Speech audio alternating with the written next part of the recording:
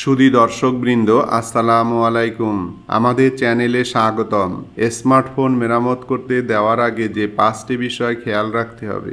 Smartphone বিকল বা নষ্ট হলে সবার পক্ষে নতুন ফোন কেনা সম্ভব হয় না, ফলে তারা ছোটেন সার্ভিস সেন্টারে। ফোন নষ্ট হলেও সেখানে আমাদের ব্যক্তিগত বা প্রাতিষ্ঠানিক বিভিন্ন তথ্য জমা থাকে, আর তাই ফোন মেরামত করতে দেওয়ার আগে বেশ কিছু বিষয় খেয়াল রাখতে হবে, যাতে আপনার ডিভাইস সুরক্ষিত থাকে এবং প্রতারণার শিকার না হন। টিপস নাম্বার 1, বিক্রয়োত্তর সেবা যাচাই। যে কোনো ব্র্যান্ডের স্মার্টফোনেই সাধারণত 1 বছরের বিক্রয়োত্তর সেবা পাওয়া যাবে। এর পাশাপাশি প্রতিষ্ঠান ভেদে বিভিন্ন সুরক্ষা ও সুবিধাও পাওয়া যায়, আর তাই ফোনে কোনো সমস্যা হলে প্রথমেই বিক্রয়োত্তর সেবার মেয়াদ জানার পাশাপাশি সুরক্ষা নীতিমালার আওতাভুক্ত কিনা তা জানতে হবে। বিক্রয়োত্তর সেবা ও সুরক্ষা নীতিমালা আওতাভুক্ত হলে স্বল্প বা বিনা খরচে ফোন মেরামত করা যাবে। তবে সাধারণত দুর্ঘটনাজনিত ক্ষতি, যেমন হাত থেকে পড়ে যাওয়া বা আঘাতের কারণে ফোনে ক্ষতি হলে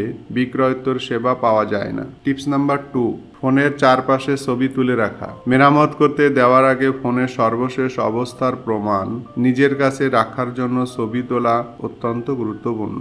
অনুমোদিত সার্ভিস সেন্টারে ফোন জমা দেওয়ার আগে ফোনের চারপাশে ছবি ভালোভাবে তুলতে হবে। এর ফলে মেরামতের সময় নতুন দাগ বা ক্ষতি হলে সহজে ক্ষতিপূরণ দাবি করা যাবে। টিপস নাম্বার 3, গুরুত্বপূর্ণ তথ্য সংরক্ষণ। ফোন মেরামতে কয়েকদিন সময় লাগতে পারে, আর তাই দৈনন্দিন বিভিন্ন যোগাযোগের জন্য ফোনে সংরক্ষণ করা ফোন নাম্বারগুলো আলাদাভাবে সংরক্ষণ করতে হবে।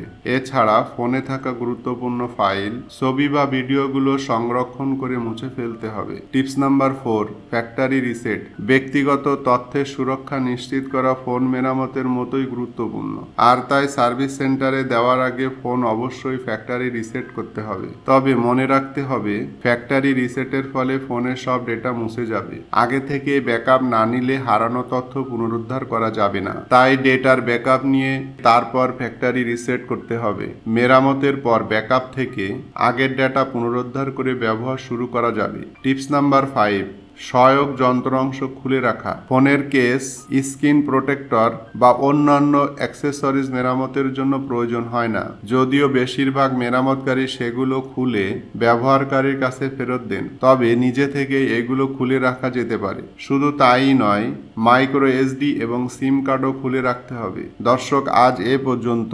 ভিডিওটি ভালো লাগলে লাইক, শেয়ার এবং সাবস্ক্রাইব করুন। পাশে থাকা বেল আইকনটি অন করে রাখুন।